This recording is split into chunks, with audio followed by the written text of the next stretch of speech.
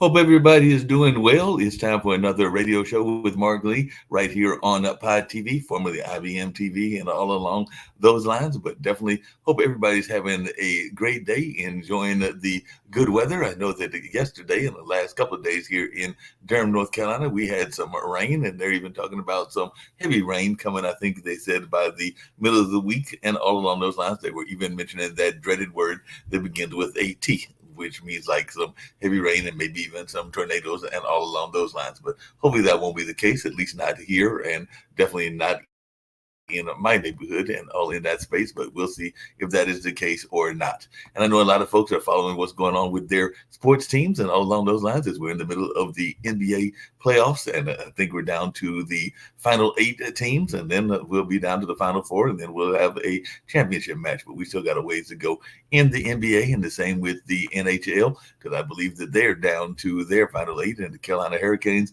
actually took an L yesterday to the New York Rangers, and they'll see if they can bounce back on this particular coming tomorrow. That's right. Game 2 is on Tuesday, and we'll see if they can even up the series or if they'll be coming back home, because the next games at home will be like around the weekend. I think that'll be either on Thursday or Friday coming up and everything. And hopefully they'll either be 1-1. That's my hope, or they might be 0-2, depending on how they do with those Rangers and all in that space. And of course, folks are still going to the Bulls games because we do have our minor league baseball team. As a matter of fact, I was talking to a friend of mine, and I think that they'll be going into their homestand probably in another day or two and all along those lines, because they had been out of town. And actually, I was listening to one of the games as I was coming back from an event, and they actually lost in extra innings. So they lost because of a drop ball, and of course it was raining that day, so maybe the rain got in the catcher's eyes, or that's the excuse that the catcher would probably be using, and all in that space. But we'll see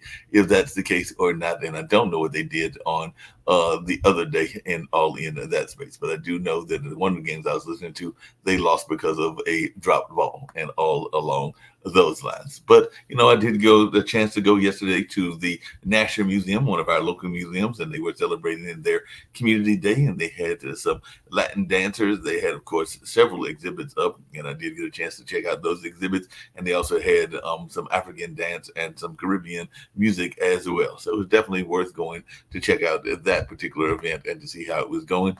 Over at the Hayti Heritage Center, the place that I work at, or one of the places I work at, it was a relatively quiet weekend. So that's a good thing when you can have those quiet weekends at work. I think we had our youth camp that was going on. And of course, we had our one of the churches was meeting, because it is a converted church, but this is a small church.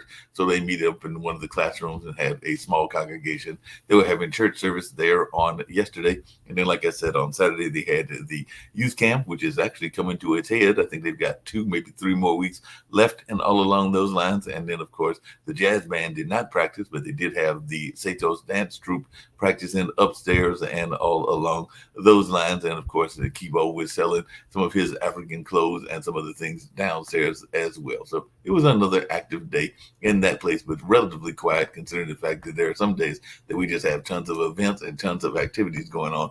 But that was not the case on this particular weekend. As a matter of fact, there was nothing going on Thursday or Friday afternoon. So that's good when you can have those relaxing times, because I do know that things will be getting busy later on. And of course, as here on the network, as well as in general, people are paying attention to the news and seeing what's going on in the news coverage, both of things going on in the war in Ukraine, with Russia continuing its invasion of that country, and that country having its valiant fight back and all along those lines. And definitely that is still going on. And of course, a lot of people are paying attention to the college protests and also what's happening with Israel and Gaza and all along those lines.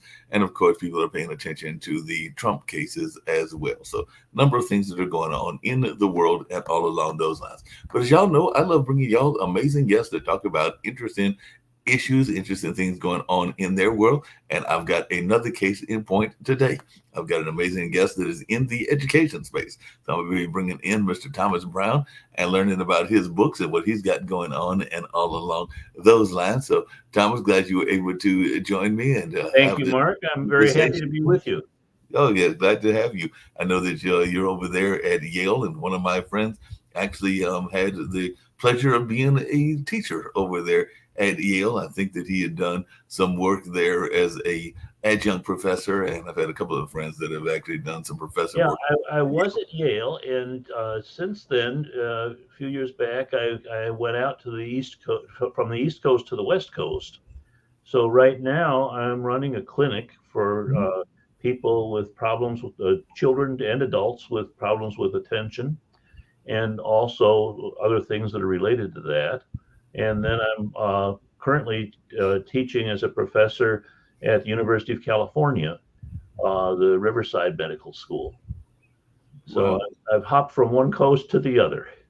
And how's the work? How's the weather on that other coast? Like I said, I know we got Rick Rosner who comes on our news show, and he used Well, to what be I can with tell you. you is, as I look out the window, it's sunny and blue skies.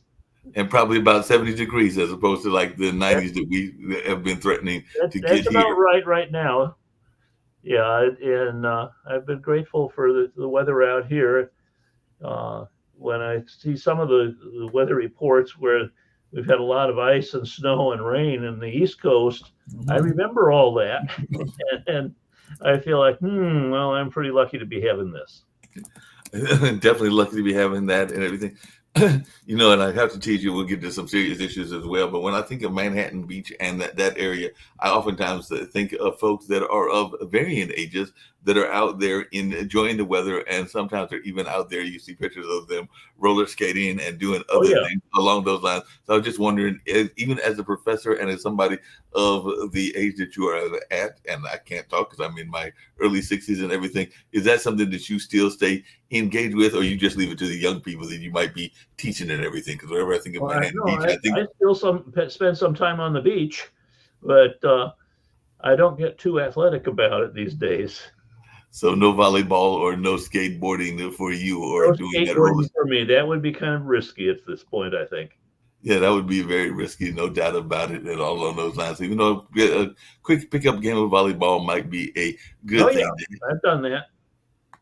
Yeah, I could definitely see you still having some skills in the volleyball arena, and maybe you're still able to do that and everything. How did you get involved in this space of wanting to know so much about ADHD? And I know a number of people are very much concerned about this, particularly in our academic and even our secondary school, because a number of folks have Mhm. been diagnosed with that. And sometimes there's the question of overdiagnosis, because I do know that sometimes people are put on Ritalin and things along those lines, and I do know that sometimes kids are just hyper. So I just wonder, how did you first get involved in this whole kind of work? I've been interested in it for quite a while, and it turns out that I have a son who has ADD, Hmm. and he we became aware of that in his elementary school years, and then got him on some medication that was helpful to him, and that got me thinking about a lot of other people I was seeing who had some similar problems. But it's not just being a hyper. That's the old idea that it was first written up in the medical literature way back in 1902. And for years, from then until the early 60s, it was all about little boys who couldn't sit still, wouldn't shut up, and driving everybody nuts. Right. Behavior problems. And gradually, what's happened is that there's been more research, and we now understand that it's not just little boys, but it's also little girls, and that it's not always something that happens when you're really little. There are a lot of people who don't have these difficulties until they get up into high school or sometimes beyond, uh, and then find that they're just not able to stay focused about on things the way that most people would. We find that often it's not being hyper, but it's not being able to get going to do things, and it also ties into memory, not remembering stuff from way back, but more like remembering things. You go in the other room to get something, and you're standing there scratching your head, wondering, what the hell did I come in here for? Right. It's short-term working memory like that. And then another part of it that wasn't described in the early years, but now we recognize, it's also managing emotions. Oh, well. There are a lot of folks with ADD who, it's not always the same emotion, but there are a lot of folks with ADD who have difficulties with different kinds of emotions. For example, I was talking with a salesman the other day, and he was saying he was in the diner having lunch. He was in a pretty good mood, sitting there eating a sandwich. Guy in the booth behind him, was eating his sandwich. He's going chomp, chomp, chomp, really loud chewing. And he said, I was just annoyed. I'm sitting there with my fist clenched, seriously thinking about getting up and smacking him in the mouth because you're chewing so obnoxiously loud. He said, I didn't do it. I want to get arrested. But if I'd been at home, I've been yelling to somebody, I'd be walking out of the room. And he said, I got over that fast, but sometimes I don't get over so fast. He said, the other day, I'm walking in the office, and a friend of mine who works in the other side of the office was coming in reading some papers. And I walked over and said, I hadn't seen him for a while. So I said, hey, what's up? How you doing? I figured we'd stop and chat for a minute. He looks up, says hi, puts his head down, keeps trying to walk him.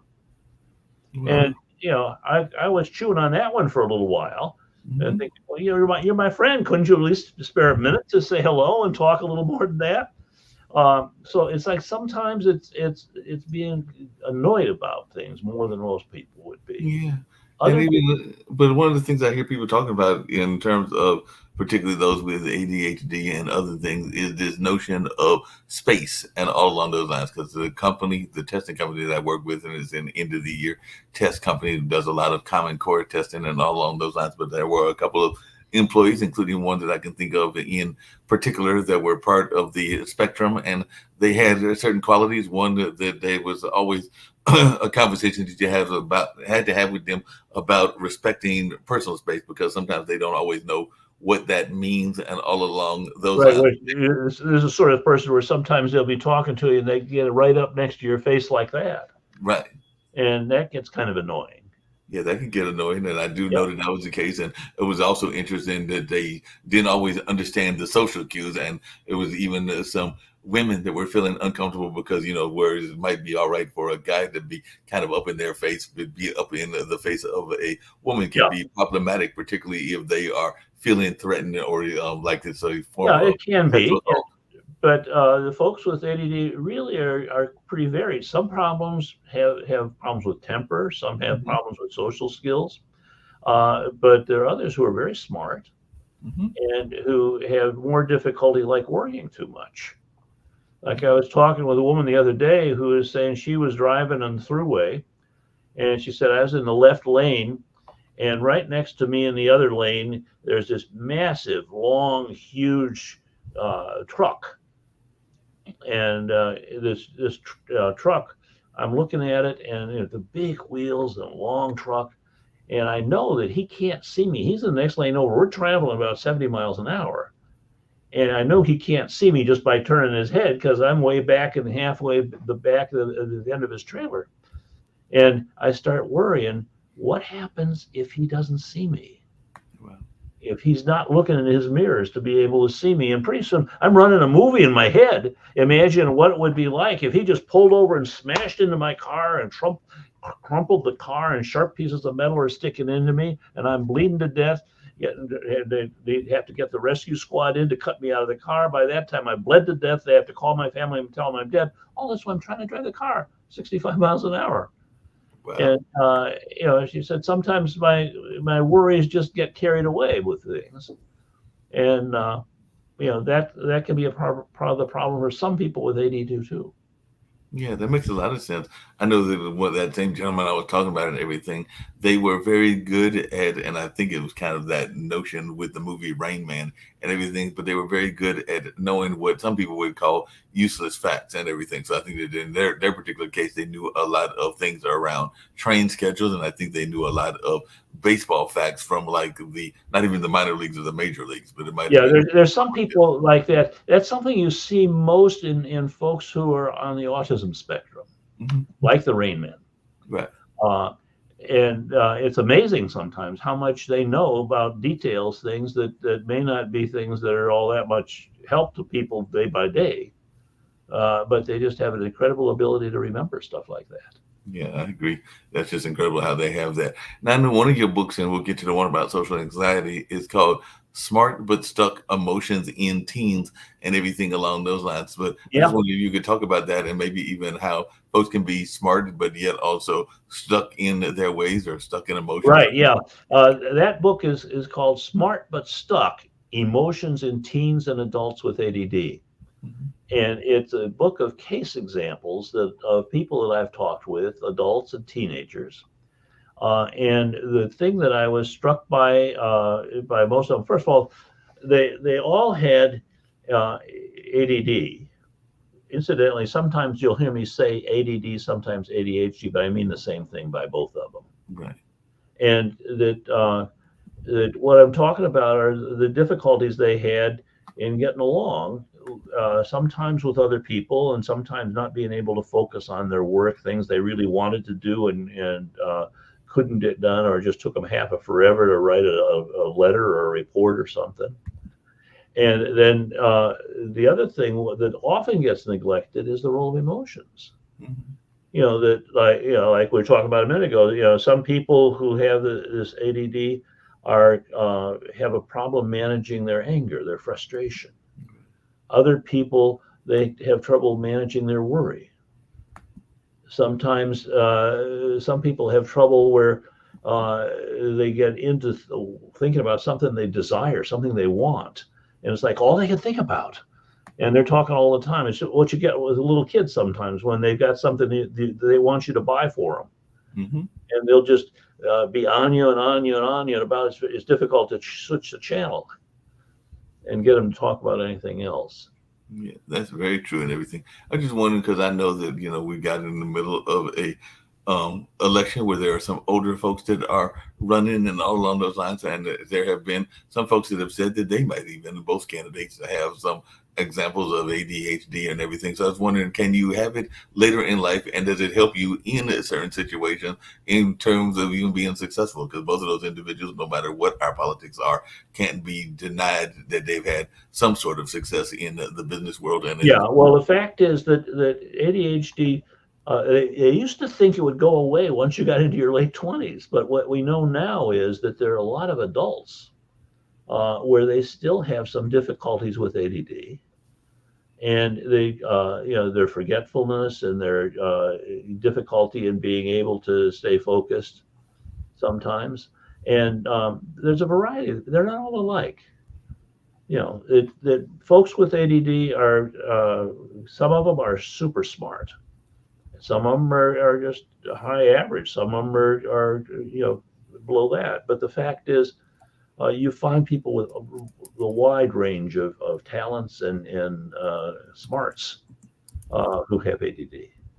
Wow. What are some of the signs that people should be looking for, either in their kids, or is it something that you can develop later on in life and everything, or is it something that you? Well, actually, it's inherited. Out of very four people who are diagnosed with ADD, one of them has a mom or dad who's got it, whether they know it or not. And the other three, if they don't have a parent who has it, usually there's a grandparent or an uncle or an aunt or a cousin or a brother or sister. It runs in families. It's highly inheritable. Oh wow. Uh, but the fact is that it's not recognized. In fact, there's not a lot of training for doctors about this even now. And so there's some doctors who are really up to date on it, but there are a whole lot of doctors who just didn't get a chance to learn much about this ADHD in medical school.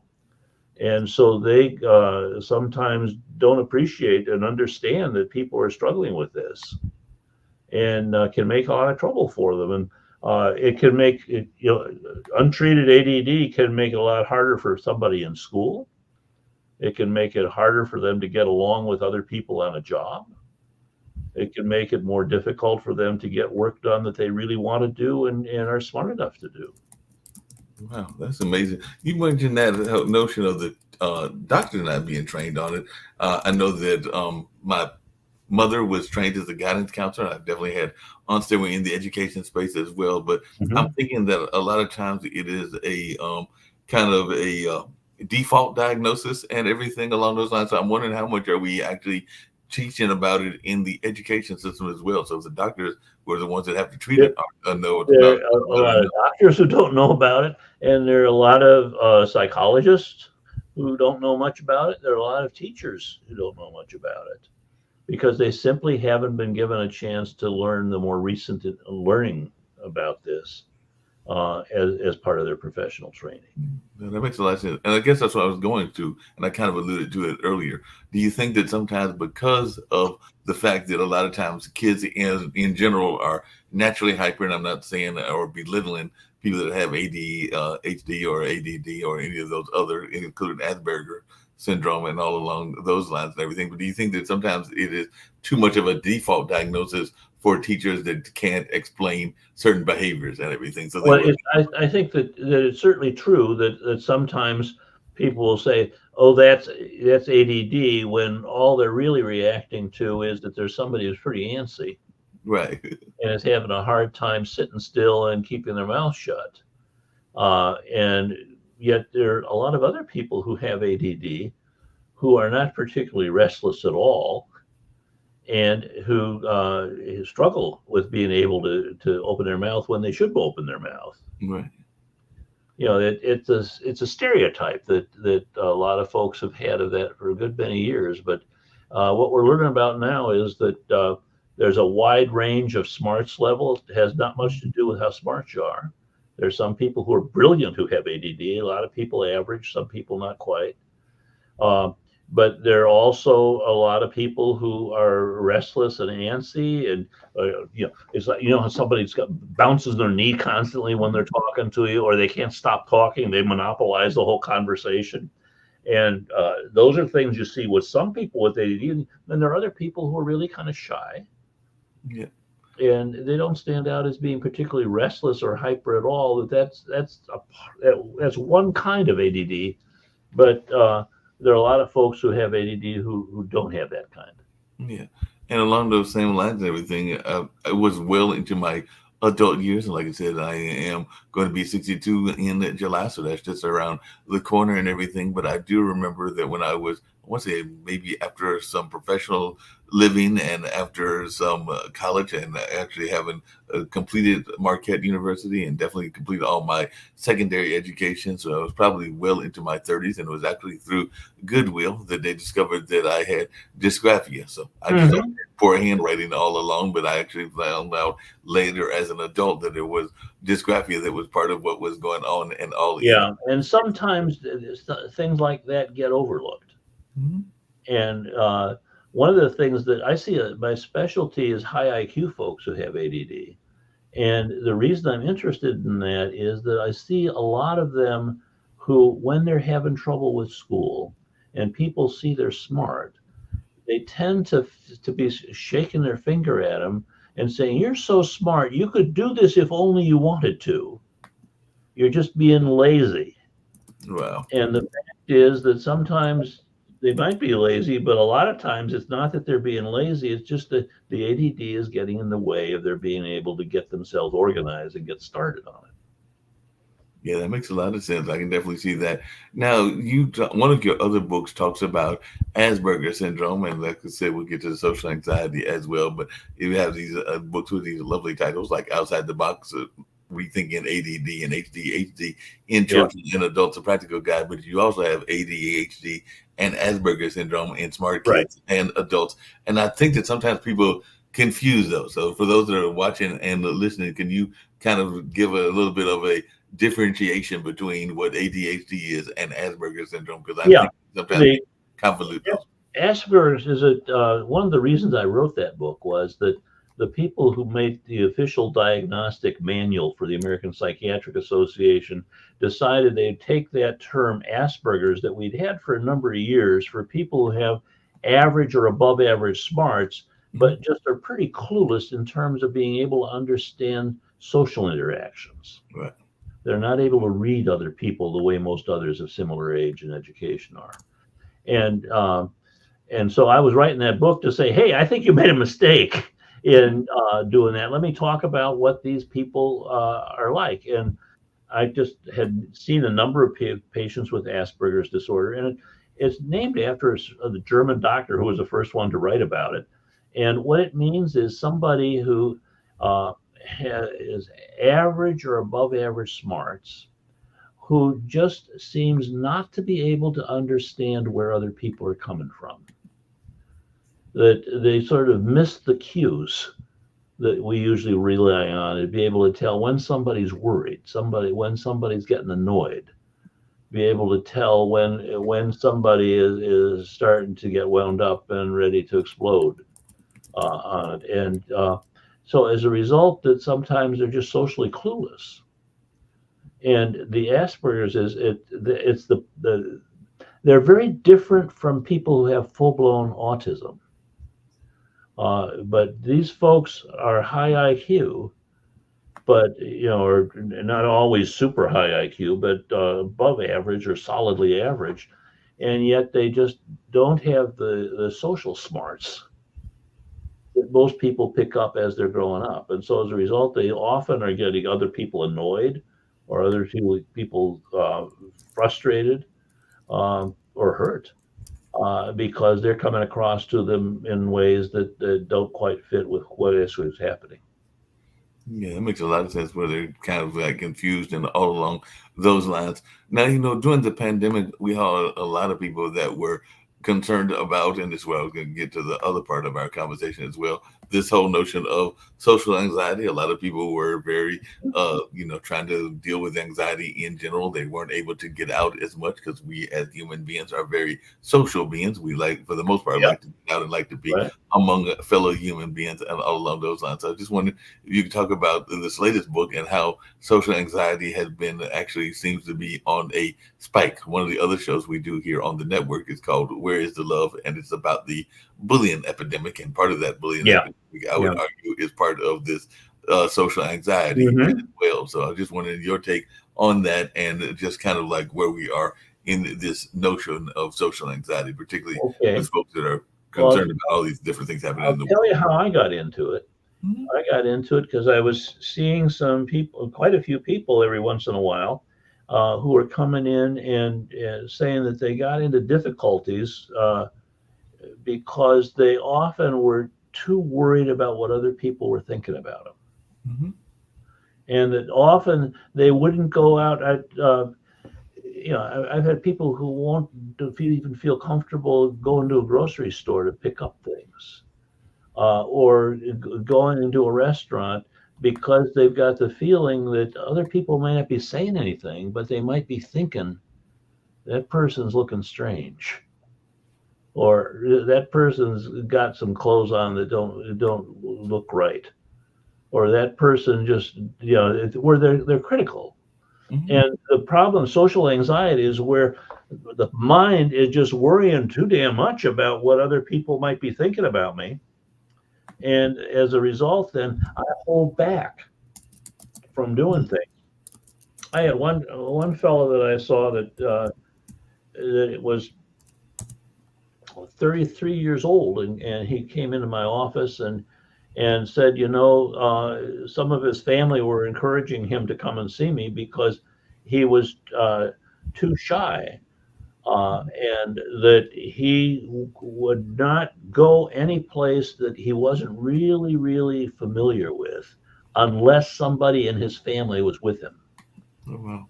This is a kid who, when he was younger and all his friends were walking to school as a group, he needed for his mother or his dad to walk with him to school.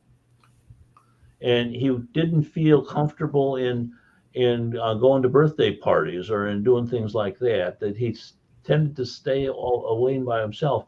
He felt too nervous to go into the grocery store and buy anything. And he could go to the grocery store easily when one of his parents was with him or somebody else he knew well and trusted. And he could go to restaurants if he had somebody to go with him, but he couldn't do it himself.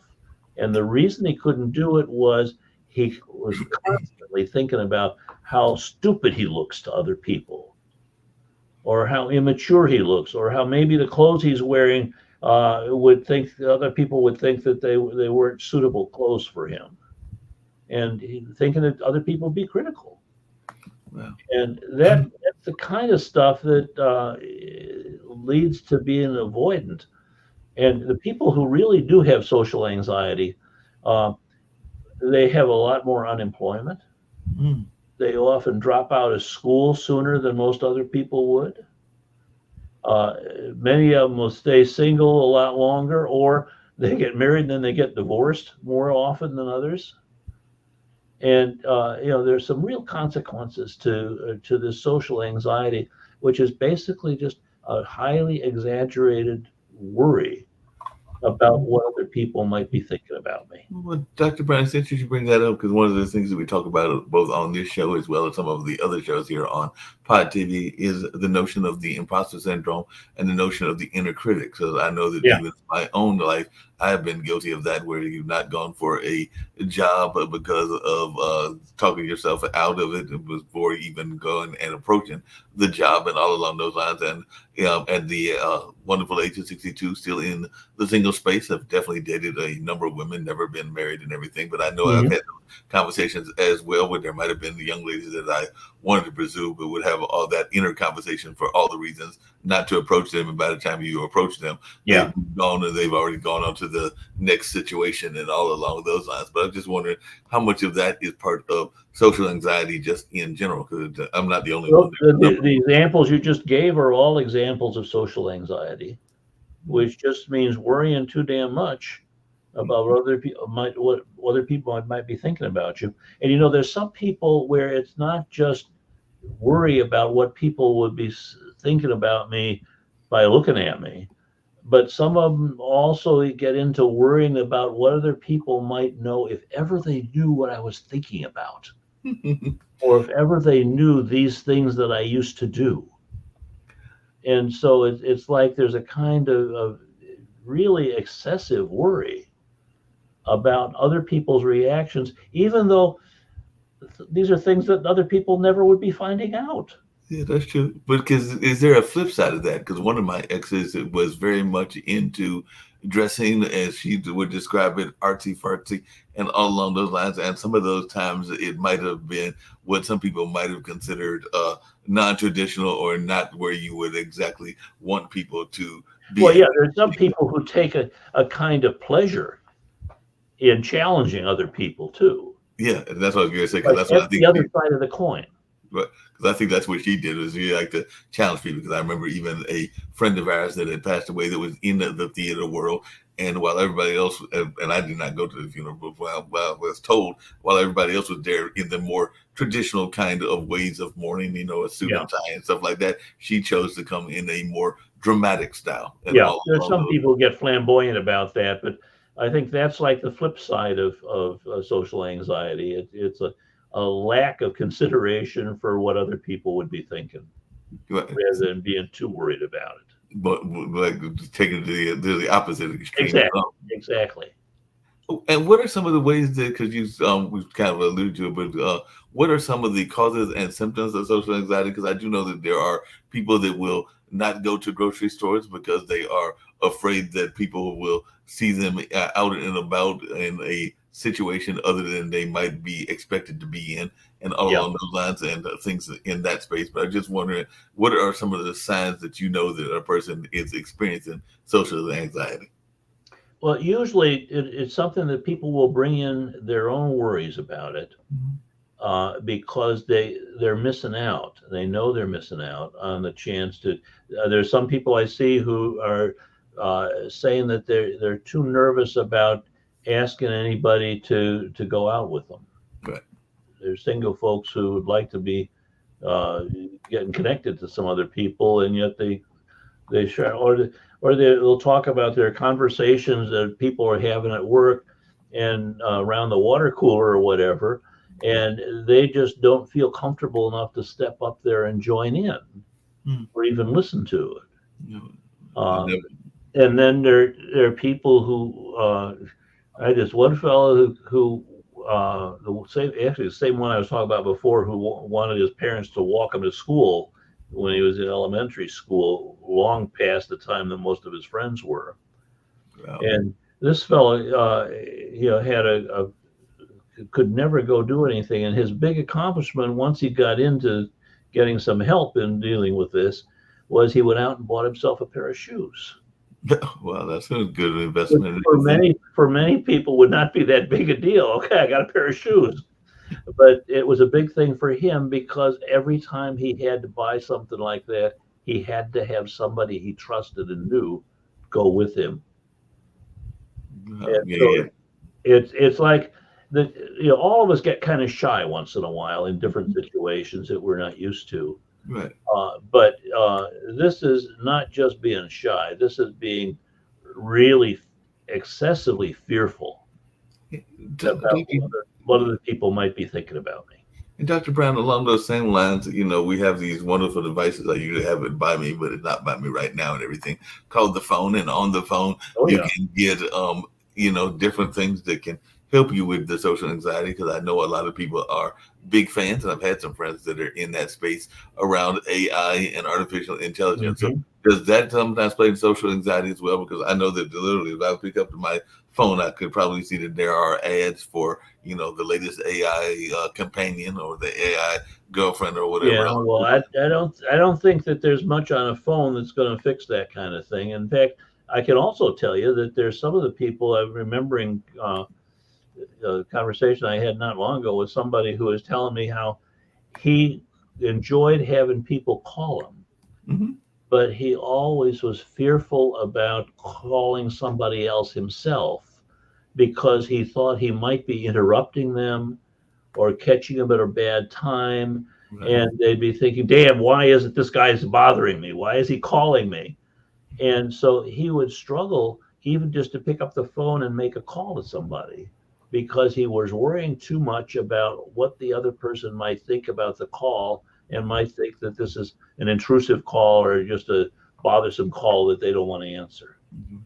Dr. Brown, along those same lines and everything, I do know that sometimes, particularly in certain parts of our life and everything, that there are habits that we bring into our new relationships, whether that's family, whether that's whatever. Sure. And I do know that even when I was, and this was another young lady, wasn't the one I was referring to last time, but they had been in some abusive situations. So Yeah. it kind of brought that into our new relationship and everything. So it got so bad, and this was like 20, 30 years ago and everything, that when I had broke up with that particular lady, that they had done such a number on me that I was looking down on the floor and the ground. And I think my own mother had noticed that because I think we were going out to a mall or something. She's like, Mark, why are you looking at the ground? And I didn't even Right. realize that I was doing it because I was doing it subconsciously because they had put that kind of like fear because they had been Right. in this kind of abusive situation. So they were always concerned that, I was looking at something that I didn't need to be looking at in a Right. sense of Yeah. another But person. people jump to conclusions about stuff like that Right. sometimes.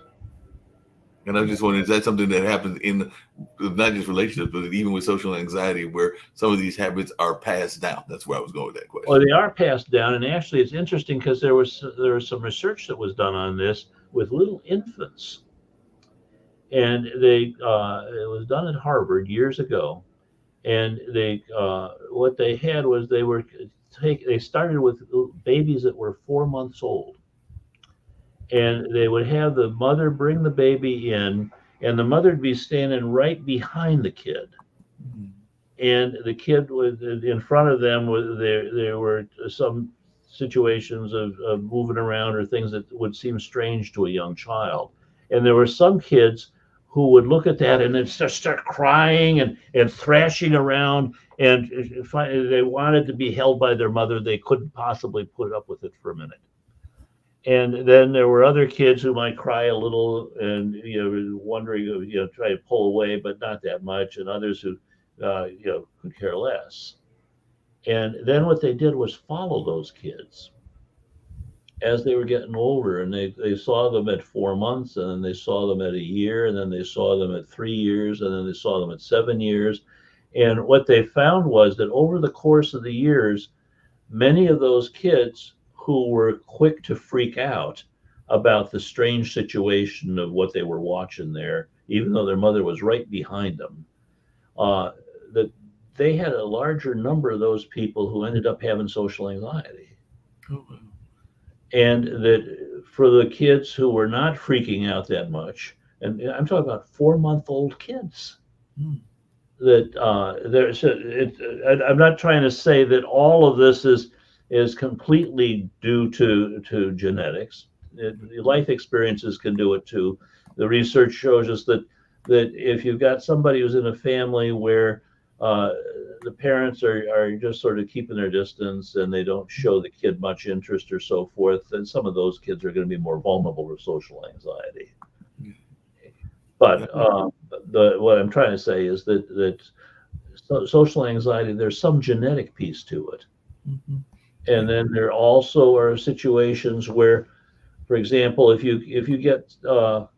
you're in a situation where, suppose that you're uh, a, a black person or a brown person and going to school in a school that's almost all whites, Right. there you're likely to see a little more social anxiety than you would otherwise. And the same thing is true on the flip side. If you've got a few white kids going into a school that's mostly black and brown people, some of those kids are likely to have a lot more nervousness about being hyper conscious about how am I looking and what am I doing and how do I fit in.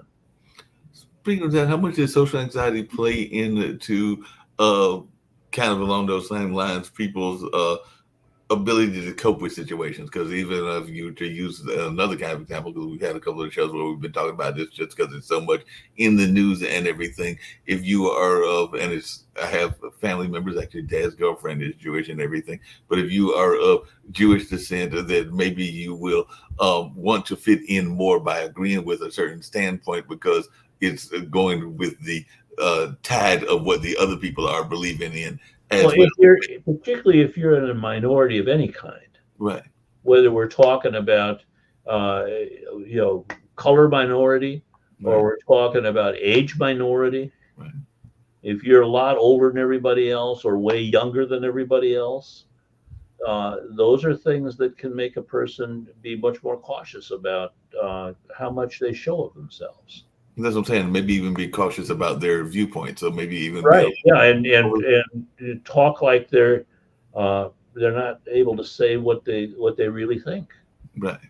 I can definitely see that where people may not be willing to express their true viewpoints because of fear that it might be taken in a certain way or taken Right. out. Yeah, and I certainly don't want those people thinking bad of me. Right. There could be some of that going on as well. How much? Because don't have any at the moment. Haven't had any for about a year or two. Even though I did cat sit for a neighbor about a year ago and everything, because that neighbor has been gone now about a year, maybe a year and a half, and all of those lines. But how important is it to, in terms of dealing with social anxiety, to have like some sort of release, whether that is having a pet that can help you by dealing with some of the social anxiety, or maybe it's video games that helps you with the social anxiety. But how much of it is it important to have some sort of release mechanism, whether that is having a pet in your life or even being attached to your video games or Well, television? it could having a pet can be getting companionship. Right.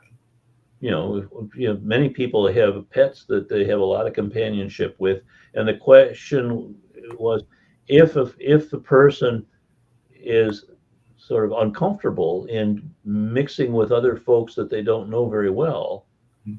even if they are other kids in the same school classroom as they are, or as people in the same work or going to the same church or whatever.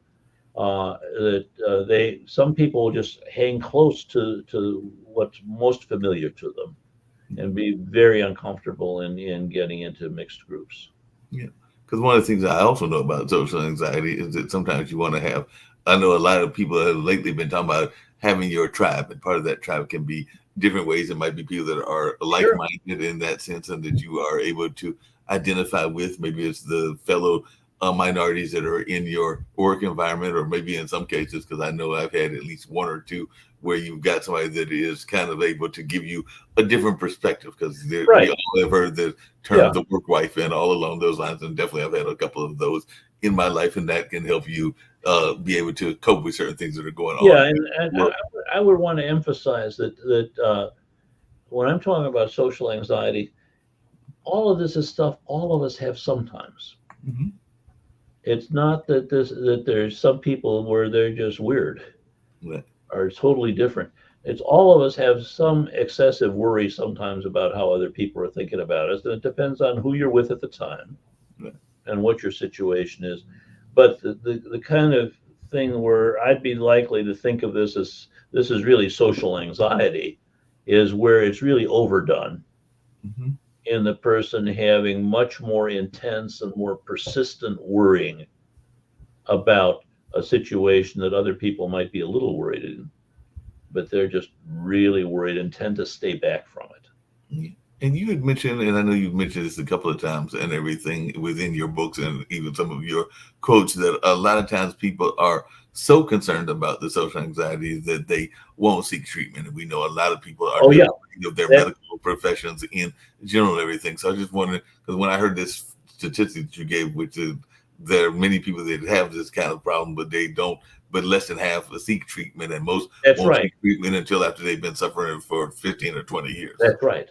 And there's some research that's been done on that, and it's like the social anxiety for many people who have it is so embarrassing that it's like they don't even want to talk about it. I've had people who have been in psychotherapy and been seeing doctors for therapy for getting help, and they'll tell about many other things about their life, but not about this social anxiety because it's like so embarrassing, and sometimes it's not. It's about stuff you've done in the past or stuff that goes through your mind that you're kind of embarrassed. You don't want other people to know I'm thinking this, and and they sort of stay locked up.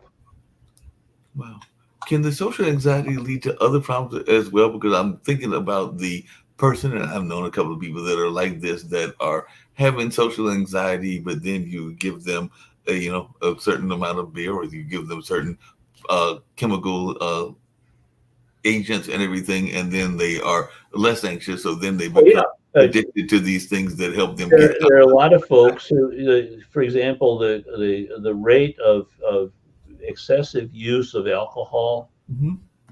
is common among people who have social anxiety, or people who are getting high all the time. Right. Uh, and I'm not talking about it's just a little bit. I'm talking about the kind where you say that person is really stuck into this dependence on it because as just ways of trying to take care of the nervousness that they feel and the shame that they feel. And you were quoting what one of the things I mentioned, I think in the notes that I sent you, where half of the people who have social anxiety are too fearful to even mention this to to doctors. Right. And they did one study said that of those people who did come and talk with their doctors about it, often they did it only after they've been suffering with the social anxiety for 15 or 20 years. That things got to a point where finally they were able to bring it up and talk with their doctor about it. Are there any times that you are surprised by people having social anxiety? Because I mean, I would think that if you are in the public eye, meaning that you are a media personality, or you are in the athletic world, or you're in politics, or even in the sports world, that you would not have social anxiety. But I know for a fact, because I do enough reading, that there are some athletes, including some famous athletes and others, that have suffered from social anxiety. I mean, there were some that might even argue that that was part of the demise of the comic that did Mork and Mindy and everything, that killed himself, and his name is not coming to me Yeah. right now. The fact is there are some people who are able to be in public performing on Robin Williams, that's what I was trying to think of. TV and so forth, or in playing sports. But when it comes to individual interactions with other people, are really frightened about it. Right. Social anxiety is something that can it can happen even with people who you would think, well, if you can stand up in front of an audience and sing, or if you can get out there and play baseball in the stadium and other people a lot of people watching you, Uh, that's one thing, but it's a very different thing for some of those same people, not all, but some of them. Uh, if it's a matter of just a few people in a small group. Yeah, and like I said, so and that could be part of it as well. Is it's one thing to do it in front of a group and everything. Because I mean, one of the things that I know was a tool, which I think to me would add to the social anxiety. But what do I know and everything? But one of the tricks that you used to hear public speakers say is imagine the entire crowd, even if it's an entire crowd of thousands or millions naked in front of you, and all along those lines. But to me, that might add to the social anxiety because then you got to imagine what that looks like, and that can be Well, scary. and Oh, some right, people are so much thinking about what it's like, even just to be known by somebody else who knows you right. or who's exposed to you in a situation where you are feeling more guarded. Yeah.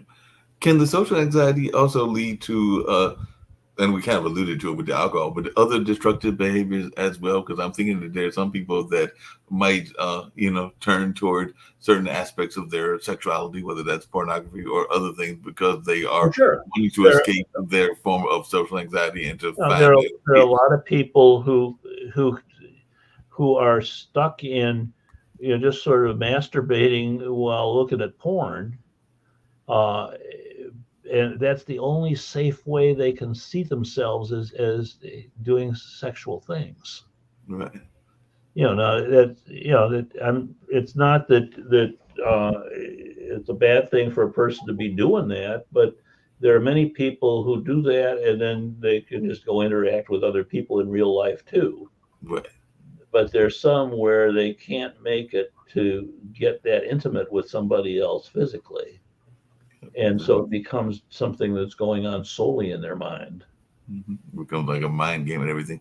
Now, Yeah, if there are people dealing with social anxiety, what are some of the effective ways that they can deal with it in the sense of treatment and all along those lines? I mean, a lot of times people are thinking about things that are done in like when we talk about ADHD, I mentioned Ritalin and everything, and I don't know if there's a pill necessarily for social anxiety, but then we always hear people that are talking about the different pills that are advertised that will help yeah, you relax and all along those lines. They're constantly on TV. I can't think of any of their yeah. names right now, but I know that there are several that are out there that will claim that they will help you become more relaxed and everything. Well, there are, but the risks of it are that if you get into there are many of the things which claim to be able to relax people that you can get hooked on. And some of it's pills that you buy at the drugstore, and some of it is just uh, you know how much weed a person's doing or how much drinking they're doing Right. to try to calm down this worry. What are your thoughts? Because I know a lot of people, particularly during the pandemic, I mentioned how sexual anxiety may have picked up during the pandemic, but I also saw a rise in people getting involved in what people would consider like Eastern philosophies and all along those lines, whether that was Reiki or whether that was yoga or a number of other things. And sometimes that was a way to calm the social anxiety, Oh and it yeah, did seem like it was a and uptick. for some people that sort of thing works. And if you're in a small group where you're learning those skills, uh, then there's to do it. And there's some people, for example, who are active in a church or a synagogue, Right. and they can feel like they're part of a community. But there are other people who would rather die than have to go to the meetings because it's just so frightening to them that there are people, even in the group that you're trying to get some help from. Uh, and think about it, there's some kids who are very reluctant to go to school. Hmm. And sometimes they're kids who've been other kids have been just very intensely teasing them way more than most others or ridiculing them. And if you happen to be uh, somebody who's really fat, and then then there are people who think they're really fat who aren't all that fat, Right. and they're just expecting criticism from it. Hey, along those same lines and everything, one of the things I was curious about is, well, a couple of things. During the pandemic and even now, we see a lot of people that are talking about different ways to escape, whether that is going to another country, or sometimes people were talking about, basically like being off the grid, I think is the term that is used, and all along those lines. So, can you have, and I don't know the answer, can you have social anxiety and be part of that hermit class? Because we do see a number of people that are, deciding that they want to go move to, say, Bali or move to Spain, and a number of people that are literally just wanting to be off the grid and not deal with a lot of the things that you have that are part of your social anxiety, which is the bills and all Yeah, I along think, those lines. So, is it possibly a hermit and still have social anxiety? well, in the kind of work I do, I'm never surprised by the fact that some people have unique ways of trying to deal with it. But I would think most people who suffer chronically from social anxiety are not going to want to go to a place that's unfamiliar to them. Right. They may hold back from going to, enter conversations with other people or be in a group. Or staying in their room. For one of the common things with there are a lot of kids who are playing video games constantly, Mm-hmm. and some adults who are playing video games constantly. It's a kind of action and interaction that, and I'm not talking about the ones who are playing with several other people where they actually know the people, but they're playing the games with people they don't even know their names or ever interacting with them socially. But that's one of the ways people take refuge. Yeah, to refuge to the games and refuge to that escape system and all along those Oh, lines. yeah. I can definitely see And people. there's nothing wrong with doing some of that, but it's if you're in a spot where you don't feel like you can possibly interact with other people in any other way, that just limits you quite a bit. Well, I know that historically speaking, we as a people, meaning just Americans in general, but the Western, overall, were very much community based and everything. Like, a lot of times you would literally know the name of your neighbors. You know the name of your neighbors, even if they were three or four houses down and everything. But it seems Hmm. like we've gotten away from that. So, is that part of what's causing a lot of the increase in social anxiety? Is us kind of getting away from the notion of community? I mean, I know that they have this notion of it takes a village to raise a child, but I don't know how many of us actually live that life and everything. Not too many. Not too many. I think that there certainly are some people who manage to isolate themselves a lot, even though there are a lot of people around them. So And the know your neighbors thing is a little more difficult when you're living in apartments, say, where a lot of people living together, but there's not much point where they're interacting with one another. You just may see them as you're walking in the house, in the building or out of the building, or when you're in the elevator or something. right. And But then, I know in some cases they were doing a lot, particularly during the pandemic and even after, but before the pandemic, a lot of corporations were doing a lot of group build activities where they were trying to get people to mingle and to yeah, get out of that social anxiety, because they were creating like a more of a community environment, even in the corporate world. And it was well, they could try and do that, but then the people who really are suffering from social anxiety will usually find some way to escape from having to participate if they can. so even if they're doing a team building exercise, those people that have true social anxiety will find a way to escape those. They certainly will be trying, or it's the kind of thing where it's just very difficult for them to do it. Gotcha. That makes a lot of sense. So that now, when you were growing up, just coming back to your own background and everything, was this a field that, like, if I was, and I don't know if they're still living, but if I was to see your parents, that they would have been like, this is something we think he would have been doing all his life and everything, or is this something that you got involved in? You mentioned having the child with the issue as well, but is this something that you're being an educator and being involved in this field is something that folks would have thought that you would have done in your early days of education? I don't think that. I think there certainly were situations where I was shy in some situations and not others. I was not when I was young. I was not a good athlete,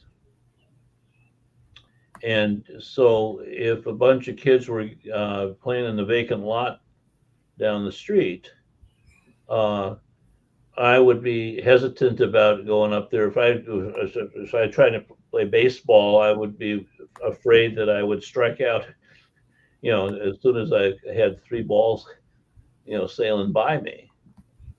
And it took a while for me to develop some skills to get over that. Yeah.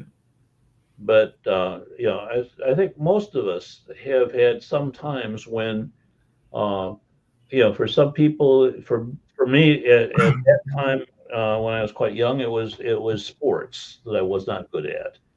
Eventually, I got into swimming and competitive swimming and coaching swimming and lifeguarding and stuff like that. But um, that wasn't the same as being able to hit a baseball. Yeah, that makes a lot of sense, Dr. Brown. I can actually relate to what you're saying because when I was in high school, and this would have been the late '70s, I was the worst track runner. I might have had ambitions of being like one of the great mile runners and all of Yeah.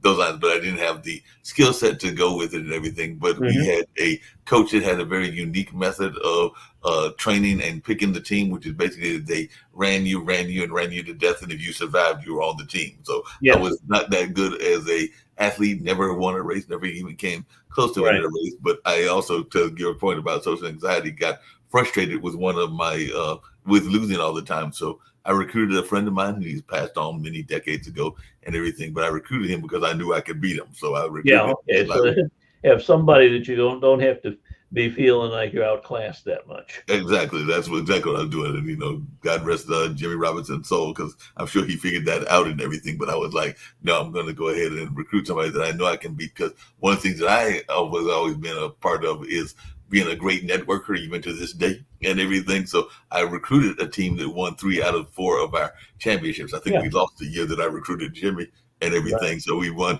3 of our 4 conference championships and had some winners that went on to fame in terms of some college football, and I think maybe even a little bit of pro football, and definitely some fame in some of their field events and all Hmm. along those lines. But part of that social anxiety was the other thing that I was doing was I was what they used to call, and it's still a term, and I probably still have it even at this age and everything, a little bit of girl shyness and all along those lines. So Yeah. part of my reason for wanting to be on the track team was I knew that the two ladies that I had a crush on were cheerleaders, but they were Yeah. also the scorekeepers. So I That's knew right. that if Yeah. I could get closer proximity to them, even though I was going to be too shy to actually talk to them, I That's could at least but that's an dream of talking example of to them. trying to work your way into something that you're nervous about. Exactly. That's exactly what I was trying to do. Yeah. So is that something that is common with people that are in Well, a social lot of anxiety? people who suffer from social anxiety wish they didn't have it, Right. and look for ways where it's going to be not quite so frightening to And do then it. trying to find a Some way are to. more successful, and some people have more support. Mhm. They'll have people who some parents are really pretty good at helping their kids with their worries. Yeah. Other parents not so much. Now, in all this research that you've done, is there anybody that really surprised you? I kind of alluded to it with the athletes and everything, but is there any case study that you're aware of that you were surprised to find out that this person or this situation was experiencing social anxiety um, as you have been doing this variety of research? Well, I've certainly run into some people who play a good game in terms of in their work or in something that they have a special interest in. Actors or dancers or people who uh, have either as a hobby or in some cases as a job Mhm. performing, but who in their private life are painfully shy. And it's something that people try not to let that be known by other people. Yeah. And one of the privileges of working as a psychologist is you get a chance to hear from other people things that often they don't feel comfortable talking about with most other people. I have to teach you about that psychology thing because a lot of times people will wonder about psychology and they will wonder as to how legitimate a field it is. I definitely think it was a very legitimate field. Like I said, it was a psychologist who helped me diagnose the dysgraphia and all along those lines. But then you also have some people that will claim that they don't need a psychologist because if they want to express their views and they want to tell their views, they'll just go tell it to their local bartender or their local priest and all along those lines. So, Yeah, what do you say to those folks that they're want to well, give they're psychology to others? there. I think that there are some people who are very good at being able to interact with other people with compassion and kindness. Right, And it may be that they do it professionally. right, Like there's some bartenders who are really good at having empathy for the people that they're serving drinks for.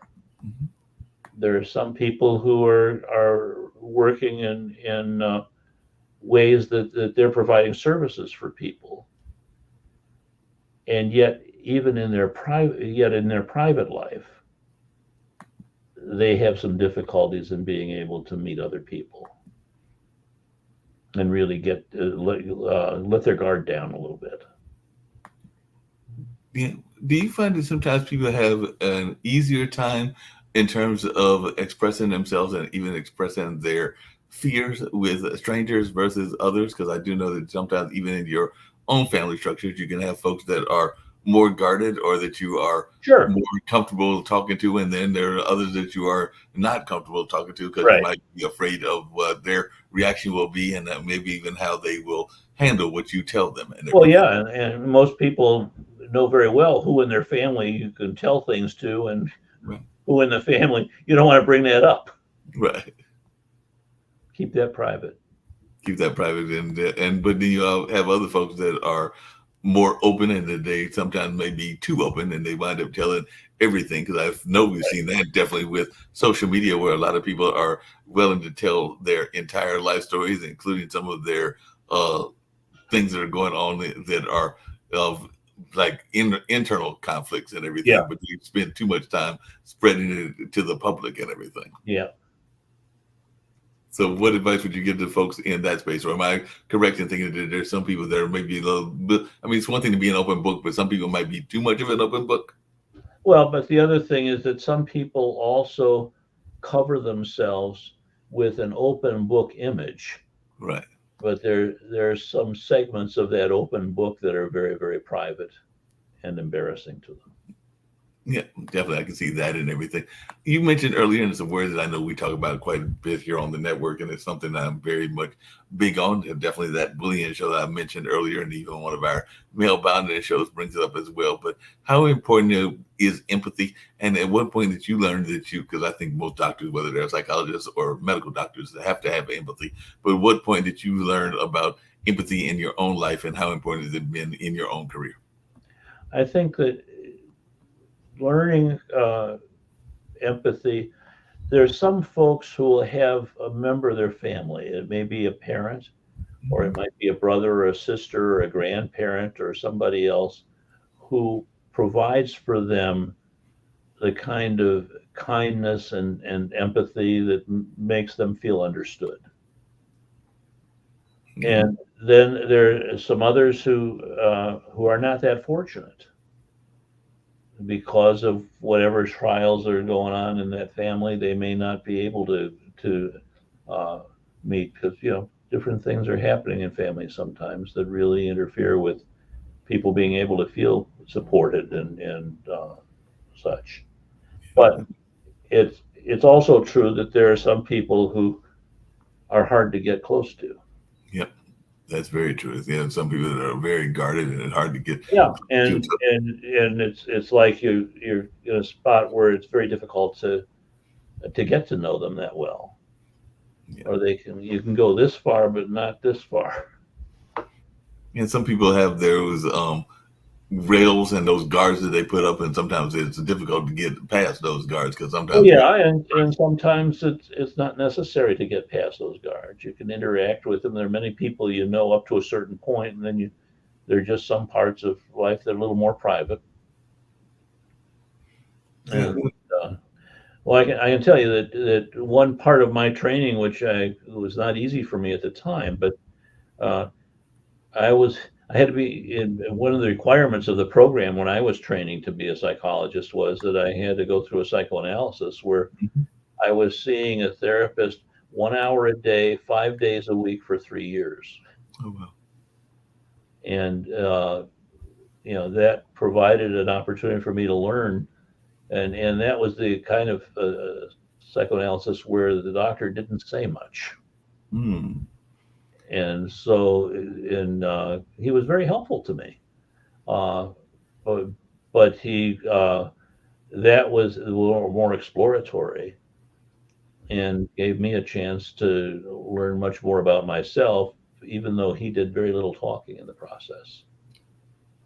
But Along those, yeah. Are there layers? Some because speaking of walls, are there layers that we sometimes do? Because I do sometimes think that there are certain people that you might let all the way in, but there are very oh, few people sure, we yeah, let all the way totally in, including sometimes even our spouses. If we have a spouse, don't all know all the deep and dark of secrets. But I'm course, yeah, thinking that there's, of I'm course, thinking yeah, that nobody lets it, even the most loving person. Like I have two aunts that, well, one aunt and uncle that both aunt and uncle have passed, and one aunt that her husband passed. But I don't even think that Randy and Julie, that's the one, Julie's the one that's still living, or even Skip and Carolyn, that they knew everything about each other. I mean, they loved right. each other. We're together for 30, 40, There maybe there even are 50 years. always some things about a person's life that are kept more private. Right. And that you may carry all the way to the end of your life is where I was That's going. right, yeah, and function and may function very well Right. in spite of that. But the fact is that there are some people for whom that privacy uh, is a prison, Right. that they're not able to share things where if they were able to share them, they might find out that other people have some very similar feelings. Right. Or they might find out some things that they were scared to find out and all along those lines. Yes, I think that sometimes exactly. people don't press because they don't necessarily want to know the answers as well. Right. I think that there's definitely some of that that goes on in Hmm. the world as well as people are afraid to press to find the answer because the answer might not be the answer that they That's right. want to hear. And you want to be pretty damn careful that you're not going to let the cat out of the bag. That you could open up that bag that you didn't want to open in the That's first right. place. And most people are pretty good at being able to size up a situation or where it's safe to be more open and when it's probably not such a good idea.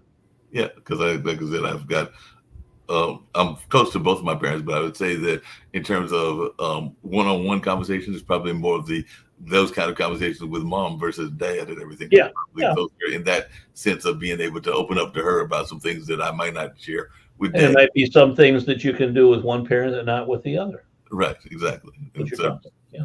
and I think that everybody has got those kind of Absolutely. Yeah. limitations, even with the ways that they handle their parental situations, and even I would Sure. imagine the kids as well. Because I'm thinking that you have kids. I know, like I said before, I don't have any, but I've got my You know, two nephews, and I'm sure. I've got two of them, and then now I've got grandkids too. So uh, that's another story. But Well, and grandkids can be a whole other thing because I'm thinking that grandkids, because like I said, my both of my parents now have grandkids who my brother's mhm, children and everything, and sometimes they can try to be manipulative, for lack of a better term. So they might sure try they to do. Yeah. manipulate their way into getting whatever gift they want or whatever Hmm. things they want. And I'm sure you face that as well, where Sure. the grandkids are trying to manipulate you versus the Well, other. yeah, but then there are other ways in which they give a lot. Oh yeah. No, So I would not trade in my nephews for anything. They are definitely right. great in everything along those lines. But if and I have a story to share with you that you'll enjoy. It's also interesting to watch how they socially interact because I remember they are still both active in soccer and I think flag football and everything. But I remember Uh-huh. one time they were playing a flag football game and they were, having a very competitive game. I don't even remember who was winning, but I think they were and everything. And then all of a sudden, I was there. My brother was there because his kids, as well as his ex-wife, and I think his girlfriend was Mhm. there at the point. And definitely, I want to say that both of my parents were there.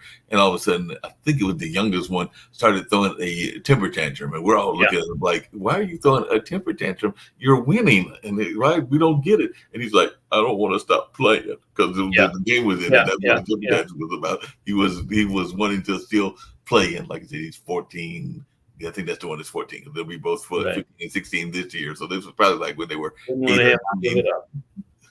But he was just upset. He was going like, "I don't want us the game to end." Yeah, exactly. Well, most of us have been that place once in a while. Yeah. Well, we don't want things to end. We wanted to keep on going. No, Right. the fact that there may be an ending coming to it, and all along those lines. Just Yeah. really quickly, and we'll get ready to wrap up shortly and everything. What advice would you give to folks that are dealing with social anxiety in terms of ways that they can get past it? I kind of alluded to it. If they can't talk to their psychologist, should they go talk to their bartender or their best friend, or maybe their spouse if they've got a spouse? But Yeah, what? well, I think sometimes that it might be not a big disclosure. It's a difference between having a drink of water and having somebody pour a bucket on you. Right. I think most folks will try to make connections with other people that they feel comfortable with, and will share certain things that they feel ready to share and want to share. And there are other things that people keep to themselves, and no great harm comes from it. The situations that are more likely to require a little bit more support are when a person is sort of pulling in so tight that they're just not able to connect much with other people, and then the uh, the badness of what they feel about themselves intensifies, and they don't have the opportunity to be able to see that we're all in the same game. Yeah, definitely all in the same game. Along those same lines and everything, one time people love getting different books, and particularly books around medicine. I know that there are popular books, including that, I can't think of the title of it, but it's the book that's kind of like all the pharmaceutical cures and everything that a lot of doctors have, and a lot of individuals have it in their house as well. And actually, we've got it at the bookstore, so I should be able to think of the title. And the book that I'm talking about, but it's basically got all those kind of like medical cures, and it's a Yeah, very much yeah, of a popular book and all along those lines. But that being said, one of the things that people get frustrated with medical books is that it's oftentimes very academic, and not knocking academics. Like I said, I graduated from Marquette. My dad was a professor at UNC and did some teaching at other schools as well, and definitely have other mhm, family members that are in the academic world. But I do know that sometimes people, when they think about academic books, and particularly books that are around these heavy issues, they're going like, this book is going to be too boring and it's not going to be yeah. enjoyable enough. So, what advice would you give to people that are thinking that I'm really hearing Dr. Brown? He sounds like a really interesting guy. What about his book is going to be appealing and all along those lines? So, I'm Okay. thinking Well, all I can tell you is that my ambition when I'm writing is to try to say in plain English mm-hmm. things that I understand and wonder about, and hopefully in a way that you don't need to have a fancy degree to be able to understand it. Uh, for example, in the social anxiety book and in several of my other books, I use a lot of examples of people that I've known and that I've had the privilege of getting a chance to hear some of the more private stuff for them.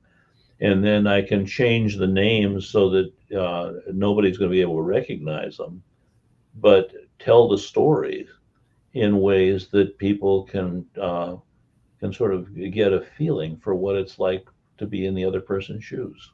Well, glad you clarified that, because that was actually one of my questions, whether you actually revealed the names and all along those lines. So you just said that Never, they are never. protected and they are kind of like done using a pseudonym and everything. But I was just wondering, when you wrote the book, because I've had other authors as well, including some fiction authors in that space, was there anybody that as they read the book, they were like, hey, Doc, you're talking about me, and all along those lines? So is there anybody that as they read the book, they recognized that it was actually their case, even though they weren't going to tell the rest of the audience Well, there? actually, what's nice is that I've had many people tell me that uh, what I've written about this or that case example uh, was their story, even though I never had a chance to get to know them, to know their story.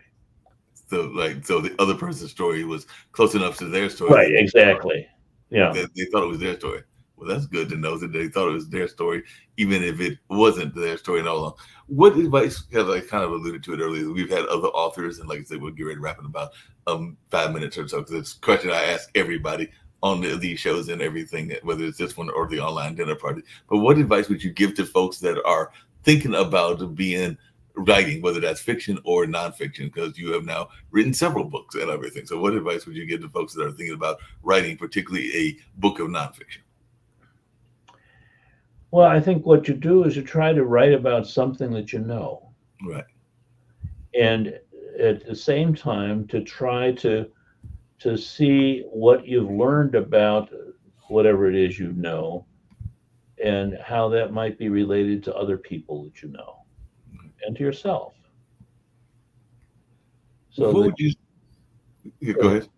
And I was going to say, is there a commonality between the books that you have written? Because, like I said, they are all dealing with those whole notion of different things going on in the psychological space, whether that's Well, had. yeah, I've published uh, 7 books that have to do with ADHD, Mhm. and then this one new one that'll be coming out in a couple of months, which is on social anxiety. It's subtitled "Hidden Fears and Shame in Teens and Adults," and that'll be coming out next 2 or 3 months, something like that. But I've tried in each of them to try to say in plain English and mainly by telling stories Right. of people that have told stories to me.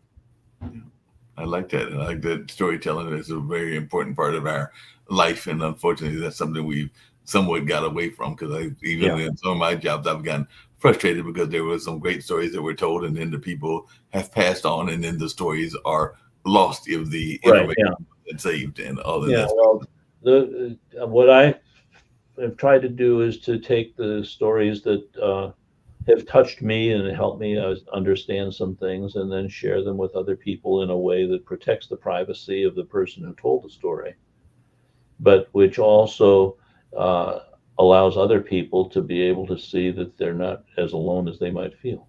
Yeah. And a lot of people are thinking that they're alone, and all along those lines. Um, how much? And this could be used in a deeper conversation, but I won't. You don't have to go overly deep into it. But how?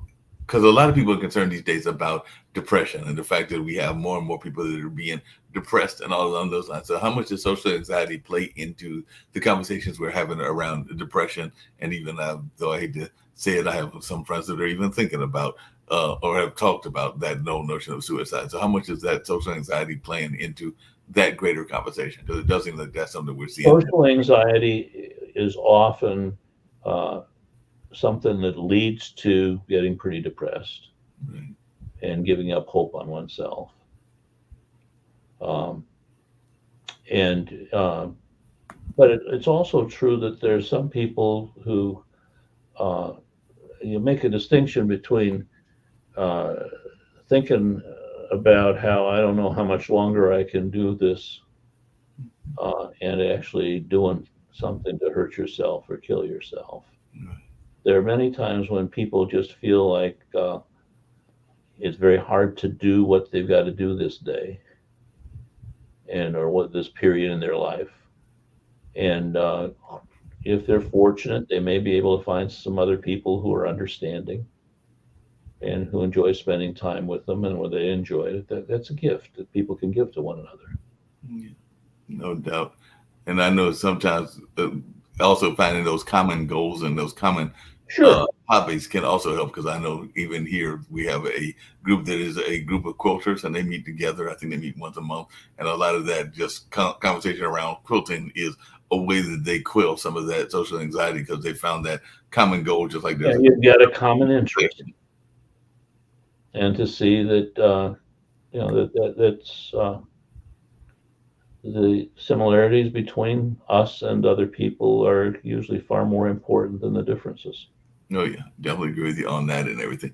Like I said, Gary, to wrap up, and I thoroughly enjoyed this conversation. I have to get you to come back on another show in the not too distant future, and all along those lines. But one of the things I get everybody to do on all of these shows that I do, for the most part, is to share how they can be reached in terms of being contacted and all along those lines. And if folks want to get that book, and unfortunately, it won't have any pictures of Donald Duck or the cartoons in it, because it sounds like you have got some more serious stories that you're telling and all Yeah, along well, those if things. So, somebody wants to find out more about me or my stuff, you can go online, and it's Thomas middle initial E Brown, and I've got I've got a website, and it talks about the books I've published, and the new book that'll be coming out, and it's readily available to anybody who's interested. My clinic is in Manhattan Beach, California, but I see people from all over the United States and people who fly in occasionally from other parts of the world. oh, that sounds great and everything. Share that website with us really quickly, and all along those lines, of the title of your website. Okay, let me get it just right. I'm going to read it off the website. It's brownadhdclinic.com. brownadhdclinic.com is where you can. And so that's got a lot of the information in it. And I've also got a website, or I should say on YouTube. There is a video that was put up there about 6 years ago, called Thomas E. Brown, What is Attention Deficit Hyperactivity Disorder? What is ADHD? That has had more than 9 million views. Oh wow, that's a lot of views. It's No only, doubt. it's only 28 minutes long, but they asked me just to talk about, without a script, about how I understand ADHD, and I've had a number of people who found that particular presentation was helpful to them. If it's all right with you, I might ask, because we sometimes put up some of the views and YouTubes of other folks. So if it's all right with you and your management, I may put it up on the Pod TV site as well and everything. Sure, right. It's just Thomas E. Brown. What is attention deficit hyperactivity disorder? Well, in that case, with your permission, I'll definitely go ahead and put that up and everything on our website as well, so that people can learn about some of this conversation we've been having from that standpoint also, and everything. I'd But be very grateful, and I'm grateful to you for your hospitality and for inviting me. No, glad to do that. Glad to do that for sure. The last question I can ask everybody is, like I said, and I kind of alluded to it because it kind of plays into social anxiety, is that this is a world that's going through a lot of different turmoils and all along those lines. So one of the things I try to get all my guests to do is give a message of positivity or hope that they would like to share with our global audience, because Pod TV does have a global audience. So any message of positivity or hope that you would like to share with the global community, that's kind of what I see as one of my own life missions, for lack of a better term, is to share. What I would say is you don't have to look very far among the people you know to find there's some other people who care about you and about whom you can care as well. And when we can do that with one another, that enriches our lives. Yep. I love that message. That's a very powerful message. I appreciate that. So we'll go out with that same radio show commercial that started us off and everything. And I have thoroughly enjoyed our about an hour and a half conversation. And I hope that I can get you to come back on our new show and some of our other shows as well. But I've thoroughly enjoyed this conversation, and I've learned a lot. And you are I've enjoyed it as well. Thank you very much. No problem. You take care now. Bye.